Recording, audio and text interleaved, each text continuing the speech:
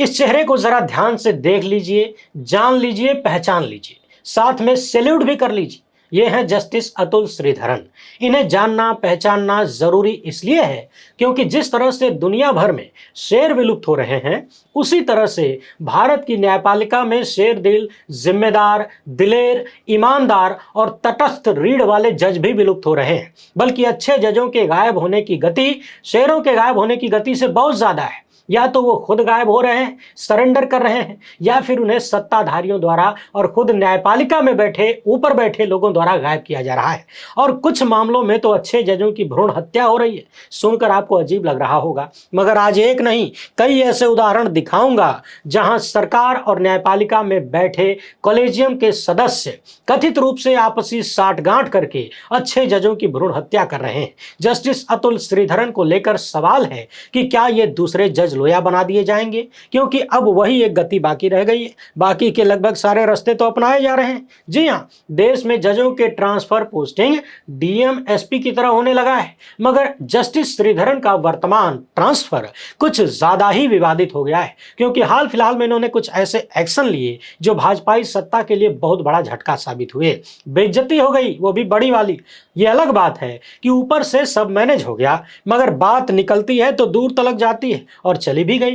तो आइए आज इस वीडियो में हम विस्तार से जस्टिस श्रीधरन के कुछ फैसलों को देखते हैं कि जम्मू कश्मीर में किस तरीके से इन्होंने गोलीबारी की जद में रहते हुए भी अपनी स्वतंत्रता को बरकरार रखा, झुके नहीं, रेंगे नहीं, संविधान को महत्व दिया। मध्य प्रदेश हाईकोर्ट में कर्नल सोफिया कुरैशी से लेकर हाल फिलहाल में पैर धुलवाने वाले मामले तक क्या कुछ कहा, टिप्पणियां कैसी थी, और कैसे जब इनकी अपनी बेटी प्रैक्टिस करने आई तो इन्होंने अपना ट्रांसफर करवा लिया ताकि निष्पक्षता बनी रहे। और बात हम सिर्फ जस्टिस श्रीधरन की ही नहीं करेंगे, देश के जाने माने वकील और राज्यसभा सांसद कपिल सिब्बल के भाई की भी करेंगे कि कैसे उन्हें पीछे किया गया, कथित रूप से ठीक वही खेल जो अभी जस्टिस श्रीधरन के साथ हुआ है, यानी कॉलेजियम से बाहर रखने का खेल। सुप्रीम कोर्ट और केंद्र की सत्ता के बीच का जो तालमेल है उस पर फोकस करिए। उधर पंजाब हरियाणा हाई कोर्ट में गजब सीन चल रहा है। जजों की नियुक्ति को लेकर ऐसी ऐसी कहानी सामने आ रही है कि सुन के आपकी खोपड़ियां चकरा जाएगी। और तो और, क्या आपने कभी सुना है कि एक पोस्ट पर बैठाने के लिए दो लोगों का नाम आगे कर दिया जाए?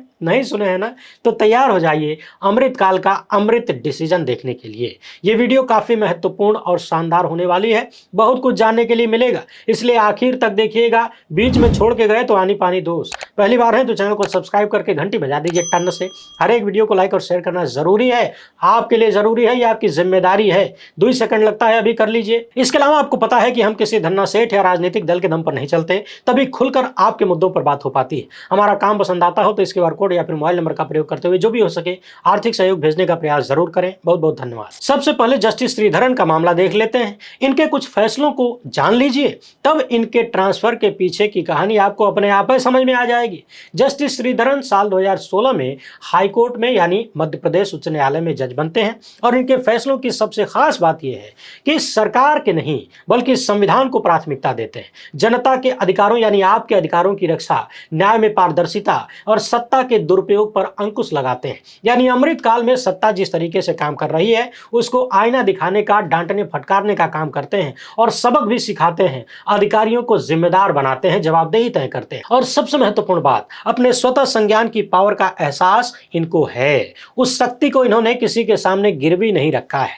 और डबल इंजन को सबसे बड़ी समस्या यही हो जाती है। हाल फिलहाल में जो समस्या हुई है उस तक पहुंचने से पहले जम्मू कश्मीर में रहते हुए इन्होंने कैसे फैसले लिए और कैसे जनता को आगे रखा, संविधान को आगे रखा, जरा उसको याद कर लीजिए। जुलाई 2024 में पुलिस ने एक व्यक्ति पर अलगाववादी होने का आरोप लगाया था। मामले की सुनवाई करते हुए जस्टिस श्रीधरन ने गलत तरीके से निवारक निरोध आदेश जारी करने के लिए सरकारी अधिकारियों पर 10,000 का जुर्माना ठोक दिया, क्योंकि अधिकारियों ने पब्लिक सिक्योरिटी एक्ट के तहत एक व्यक्ति को फंसा दिया था। ये वो कानून है जिसमें 2 साल तक जमानत भी नहीं मिलती है। सोनम वांगचुक, याद करिए। और बात यहीं तक नहीं रुकी, जस्टिस श्रीधरन ने सरकार को याद दिलाया कि जो तथ्य हैं उन पर ध्यान देने की बजाय आप राष्ट्रीय सुरक्षा, राष्ट्रवाद, पाकिस्तान के प्रति निष्ठा, कट्टरपंथी इस्लाम और इस तरह की तमाम बातें बोलकर मनोवैज्ञानिक रूप से लोगों को डराने का काम मत करिए। यानी जैसे कि आप लोग जानते हैं, कोई भी व्यक्ति सवाल कर दे, कोई आलोचना कर दे तो उसको देशद्रोही बोल देते हैं, पाकिस्तानी बोल देते हैं। किसानों का मामला याद करिए, उनको देशद्रोही, पाकिस्तानी, खालिस्तानी और न जाने क्या क्या बोल दिया। इन्हीं चीजों को जस्टिस श्रीधरन ने जम्मू कश्मीर में पकड़ लिया और अच्छे से सत्ता को समझाया। जम्मू कश्मीर में ही अवैध हिरासत को लेकर भी इन्होंने मुखरता से अपनी बात रखी। व्यक्तिगत स्वतंत्रता, खासकर यूएपीए जैसे मामलों पर इनकी मनमानी इस्तेमाल पर सवाल उठाया और यह सुनिश्चित करने का काम किया कि इस कानून का प्रयोग जांच एजेंसियां गलत तरीके से न करें। ऐसा ही एक मामला जस्टिस श्रीधरन के पास गया था खुर्शीद अहमद लोन का। इनकी जमानत याचिका पर सुनवाई करते हुए 19 अप्रैल 2024 को इन्होंने सरकार की आलोचना की और कहा कि यूएपीए के तहत जिन पर आप आरोप लगाते हैं उसकी जमानत का विरोध करने के लिए सबूत देने का काम छोड़ के खाली कॉपी पेस्ट तर्कों का सहारा लेते हैं। यानी एक कहानी गढ़ लिया, वही कहानी सबके बारे में आगे सुना दिया जाता है। अरे सबूत दीजिए, किस सबूत के आधार पर आप जमानत नहीं होने देना चाहते? यानी वही बात, जो पसंद ना आए उसको बदनाम करो। यानी सीधे शब्दों में कहें तो जस्टिस श्रीधरन ने अमृतकाल में डबल इंजनों के काम करने का रवैया पकड़ लिया था और इनका आईटी सेल और गोदी मीडिया जो करते हैं उसको पकड़ लिया था। जस्टिस श्रीधरन ने भूमि विवादों और प्रशासनिक निर्णयों से जुड़े मामलों में भी बेहद महत्वपूर्ण टिप्पणियां की और एक्शन लिए, सरकार की जवाबदेही तय की। अगस्त 2024 में पूर्व केंद्रीय मंत्री और भाजपा नेता प्रहलाद सिंह पटेल के दामाद को लिखित रूप से माफी मांगने का निर्देश दिया। बस सुनते जाइए, आगे की कहानी बहुत रोचक है। 4 सितंबर 2024 को एक और घटना होती है। ठेकेदार के भुगतान को लेकर अधिकारियों ने तामझाम करके भुगतान रोक रखा था और आप तो जानते हैं कि सरकारी अधिकारी भुगतान काहे रोकते हैं? ठेकेदार का क्योंकि चाहिए। मामला जब अदालत में पहुंचा तो जस्टिस श्रीधरन ने 9 लाख रुपए का जुर्माना ठोक दिया अधिकारियों पर और कहा कि यह लागत अधिकारी के वेतन से वसूली जाएगी। अधिकारी की इतनी हिम्मत कैसे हो गई कि बिना किसी कारण के वो ठेकेदार का भुगतान रोक दे? जस्टिस श्रीधरन ने कहा कि अरे भाई, हम दुनिया की 5वीं बड़ी अर्थव्यवस्था है, जल्द ही तीसरी बनने के लिए आतुर हैं और हमारे पास 20-21 लाख रुपया नहीं है ठेकेदार का चुकाने के लिए, जो कि उसके हक का पैसा है। ये तो हमारे बड़े बड़े दावों को बदनाम करने वाली चीज है भाई। ऐसे कैसे चलेगा? एक तरफ हम खूब अमीर भी हैं, दूसरी तरफ ठेकेदार को उसके काम का पैसा देने के लिए नहीं है। और सुनिए, जस्टिस श्रीधरन को अदालत की अवमानना यानी अदालत का सम्मान न करना, उसकी बात न मानना, यह भी दिखता है। यानी आंखों पर किसी की पट्टी नहीं है इनकी, वरना इस देश में हाई कोर्ट से लेकर सुप्रीम कोर्ट तक तमाम ऐसे जज हैं जो आदेश दे देते हैं, फैसले दे देते हैं। सरकारें उनके आदेश को टॉयलेट पेपर की तरह कचरे में डाल देती हैं और अवमानना की कार्रवाई सपने में भी अदालत में बैठे जज लोग सोच नहीं पाते हैं, हिम्मत नहीं जुटा पाते हैं। आपको याद दिला दें कि 12 मार्च 2025 को अवमानना की एक याचिका पर जस्टिस श्रीधरन और जस्टिस पुनीत गुप्ता की पीठ लोक निर्माण मंत्री को अदालत के आदेशों का पालन करने में बाधा पैदा करने के खिलाफ चेतावनी दी थी। 2 दिन बाद मामले की पुनः सुनवाई थी। 14 मार्च को अगली सुनवाई होनी थी, मगर 13 मार्च को जस्टिस श्रीधरन का ट्रांसफर हो जाता है। यानी जैसे ही लोक निर्माण मंत्री लपेटे में आने को होते हैं, ट्रांसफर हो जाता है। अब जरा ठहरिए, आपको लग रहा होगा कि थोड़ी सी कहानी पता चल गई, लेकिन अभी तो ट्रेलर भी नहीं आया है न्यायपालिका का। सुनते जाइए और अंदाजा लगाते जाइए कि इंडियन जुडिशरी के भीतर क्या चल रहा है, किसका चल रहा है।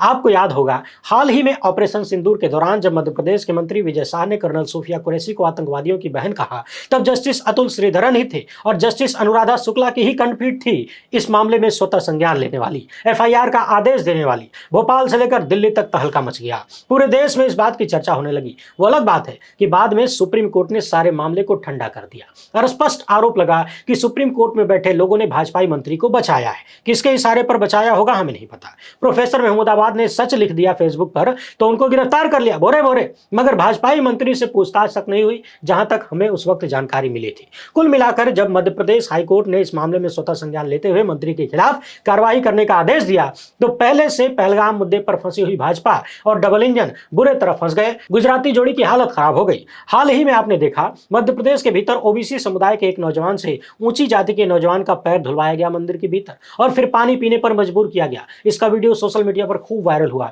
इस मामले में भी जस्टिस अतुल श्रीधरन ने और जस्टिस प्रदीप मित्तल ने स्वतः संज्ञान लिया और कहा कि मध्य प्रदेश में जाति आधारित हिंसा और भेदभाव की ये घटनाएं चौंकाने वाली हैं। कहीं कोई आदिवासी के ऊपर पेशाब कर देता है, कहीं पैर धुलवा के पानी पिलवाया जाता है। बहुत गड़बड़ हो रहा है। बहुत लंबी चौड़ी टिप्पणियां और सख्त बातें इन्होंने कही। सब कुछ इंटरनेट पर मौजूद है, आप देखना चाहें तो सर्च करके पढ़ लीजिए। खबरें मैं यहां दिखा रहा हूं, मैं सिर्फ याद दिला रहा हूं ताकि आप इनका कार्य देखिए और इनके साथ जो कार्य हो रहा है उसको देखिए। अब ताजा घटना यह हुई है कि 14 अक्टूबर को सुप्रीम कोर्ट कॉलेजियम ने जस्टिस श्रीधरन को मध्य प्रदेश हाईकोर्ट से उठाकर छत्तीसगढ़ हाईकोर्ट में ट्रांसफर करने की अपनी सिफारिश को वापस ले लिया और अब इन्हें इलाहाबाद हाईकोर्ट भेजा जा रहा है। जानते हैं क्यों? ताकि अच्छे जजों की कथित भ्रूण हत्या की जा सके। अब यहां बात जस्टिस अतुल श्रीधरन की नहीं है। ये लोग कॉलेजियम में रहकर जो नए जज बनाने को हैं, वहां ईमानदार और तटस्थ लोगों को न बिठा दें, इससे रोकने के लिए पूरा कथित प्रयास चल रहा है। इसी कहानी को थोड़ा और पहले समझिए। इसी साल मार्च के महीने में जब जस्टिस अतुल श्रीधरन जम्मू कश्मीर और लद्दाख हाईकोर्ट के चीफ जस्टिस होने ही वाले थे, यानी केवल 26 दिन बाकी था, तभी इनका वहां से ट्रांसफर कर दिया गया। यानी 6 मार्च 2025 को भारत के चीफ जस्टिस संजीव खन्ना की अध्यक्षता वाली कॉलेजियम ने जस्टिस श्रीधरन को मध्य प्रदेश हाईकोर्ट से वापस भेजने का निर्णय लिया और ये जम्मू कश्मीर और लद्दाख में कार्यवाहक चीफ जस्टिस बनने से रह गए। अब वहां से इन्हें मध्य प्रदेश भेजा गया था। मध्य प्रदेश में भाजपाई मंत्री वाला कांड हो गया इन्हीं सबके बीच। तो चीफ जस्टिस की अगुवाई में 25 अगस्त 2025 को कॉलेजियम ने इन्हें जस्टिस श्रीधरन को छत्तीसगढ़ हाईकोर्ट में ट्रांसफर करने की सिफारिश कर दिया।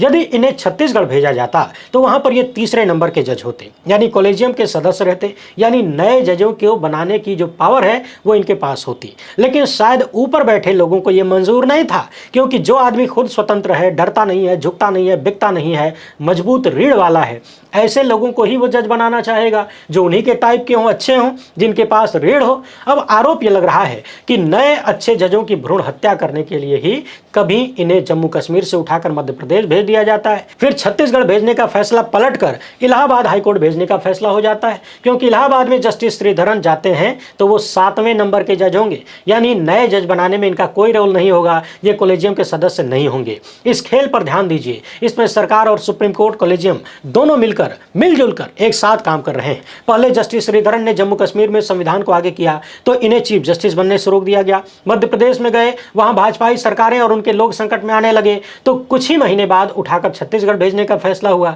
छत्तीसगढ़ जाते तो कॉलेजियम के सदस्य होते, उससे रोकने के लिए फैसले को पलटा गया और अब इलाहाबाद हाईकोर्ट भेजा जा रहा है। यानी जो लोग संविधान को आगे रखकर अपना काम ईमानदारी से कर रहे हैं न्यायपालिका में, उनके हाथ में कम से कम पावर रखनी है, क्योंकि वो जितने पावर में होंगे गलत करने वालों के लिए संकट उतना बड़ा होगा। और अमृत काल में यही तो चलता है, जिन लोगों पर महिलाओं के साथ गलत करने का आरोप होगा उनको इनाम मिलता रहेगा, जो सेठों और सत्ता को फायदा पहुंचाने वाले होंगे उन्हें 57 जजों को किनारे करते हुए सुप्रीम कोर्ट बुला लिया जाएगा। हालांकि जस्टिस श्रीधरन ने भी बार बार यह साबित किया कि गुलाब जंगल में हो, बगीचे में हो या फिर कोठी के लॉन में, उसकी खुशबू हर जगह बरकरार रहती है। वो अलग बात है कि बुरी शक्तियां उस फूल को मुरझा देने की हर कोशिश करती हैं, मगर ध्यान रहे हर फूल जो खिलता है एक न एक दिन उसे मुरझा ही जाना है।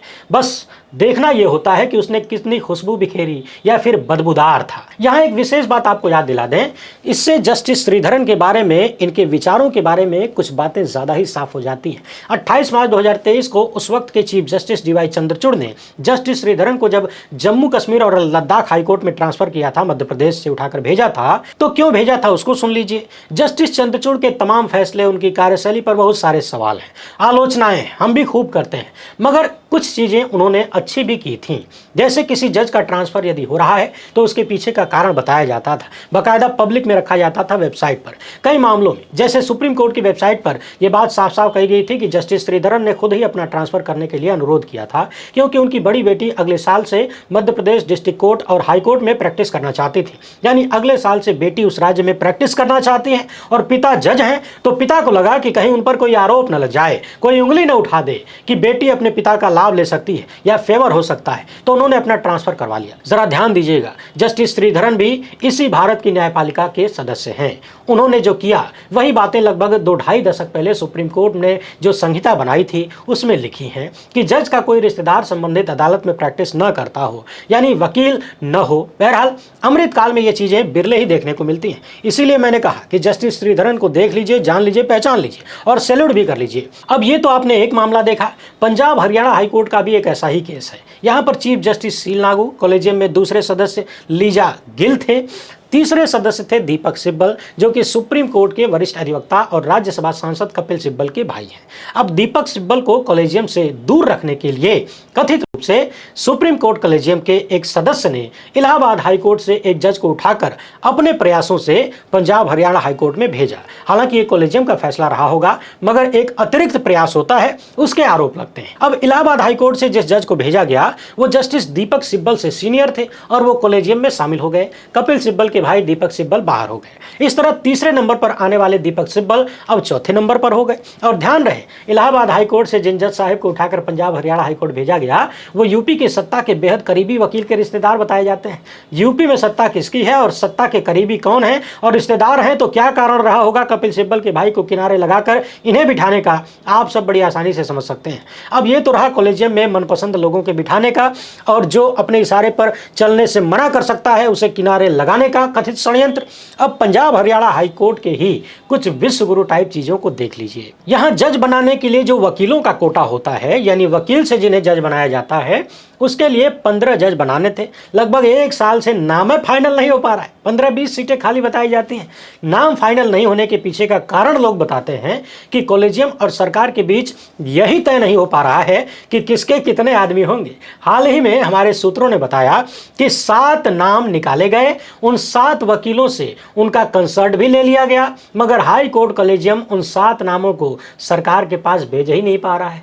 कहा जा रहा है कि सरकार पूछ रही है कि इन 7 में हमरा कौन, सब तो तुम्हारे हमरा कौन। अब और सुनिए, उसी पंजाब हरियाणा हाईकोर्ट में जो डिस्ट्रिक्ट जज कोटे से हाईकोर्ट में जज बनाए जाते हैं, उनमें खाली एक पोस्ट खाली है। आपको बता दें कि हाई कोर्ट जज 2 तरीके से बनते हैं। एक वो जो सीनियर और अच्छे वकीलों को कथित रूप से बनाया जाता है, हालांकि अब तो खुलेआम अपना आदमी बनाया जाता है, और दूसरा होता है डिस्ट्रिक्ट कोर्ट के जज को हाई कोर्ट में जज बनाया जाता है। तो वकीलों वाले कोटे से 15 से ज़्यादा सीटें खाली हैं। 1 साल से मामला फाइनल नहीं हो रहा है। और जो डिस्ट्रिक्ट जज वाला कोटा है वहाँ पर 1 सीट खाली है, लेकिन 2-2 लोगों का नाम आगे बढ़ा दिया गया। अब आप जरा सोचिए कि एक बयान में 2 तलवार कैसे रह सकती हैं। और सबसे महत्वपूर्ण बात यह है कि इनमें से एक नाम तो सीनियरिटी के हिसाब से, लेकिन दूसरा नाम सीनियरिटी के हिसाब से नहीं है। तो सवाल यह है कि क्या सुपरसीड करके किसी महिला को जज बनाया जाएगा?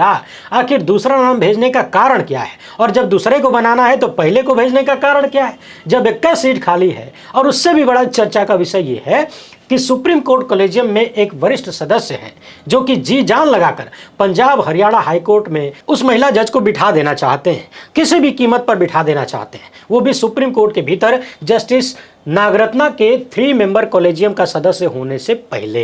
यानी सोचिए कि जहां 15-20 सीटें खाली हैं वहां 1 साल से जज नहीं बन पा रहे हैं, 7 वकीलों से कंसल्ट लेने के बाद भी नाम आगे नहीं बढ़ाया जा रहा है, और जहां एक ही पोस्ट खाली है वहां 2-2 नाम दौड़ाए जा रहे हैं। वैसे पंजाब हरियाणा हाईकोर्ट में एक चर्चा यह भी है कि जिन 7 वकीलों का नाम निकाला गया है वो भी बड़े विवादित हैं। कोई कॉलेजियम मेंबर के दोस्त का बेटा है, किसी का रिकॉर्ड बहुत गड़बड़ है, लेकिन मेंबर से नजदीकी है तो नाम चल रहा है। और इसी में एक वरिष्ठ पत्रकार की महिला रिश्तेदार भी हैं। वो पत्रकार साहब जुडिशरी की इंटरनल खबरें खूब रखते हैं। यानी जो 7 नाम 1 साल से चलते चलते अब गुपचुप तरीके से निकले हैं, उनमें भी बड़ा सवाल है। एक चीज और बता दें, पंजाब हरियाणा हाईकोर्ट में पंजाब के कोटे से हाईकोर्ट के लिए 4-5 सीटें खाली हैं, वहां भी कोई नाम नहीं। यानी कुल मिलाकर देश भर की न्यायपालिका में गजब गजब की कहानी चल रही है, और इन्हीं सारी हरकतों को देखकर लोगों का भरोसा कमजोर होता जा रहा है। देश के चीफ जस्टिस पर एक महिला के यौन उत्पीड़न का आरोप लगता है, वो अपने मामले की सुनवाई खुद करते हैं। जो अधिकारी बिना दोनों पक्षों को सुने महिला को सजा दे देता है,